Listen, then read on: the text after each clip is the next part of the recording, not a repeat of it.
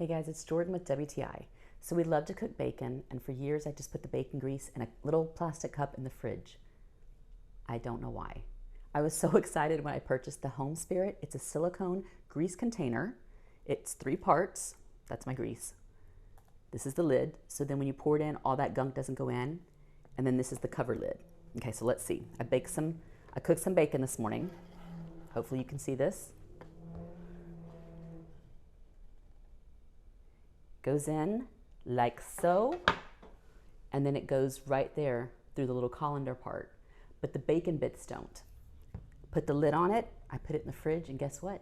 Next time I'm ready to cook or I need some bacon grease, I just scrape some out of the top and I'm ready to go. This is 8 ounces. It's very well made. I like the fact that it's sturdy. It's gonna keep things safe, warm. It doesn't burn my hand like my plastic cup always did because it is a silicone. It's easy to clean when I'm done.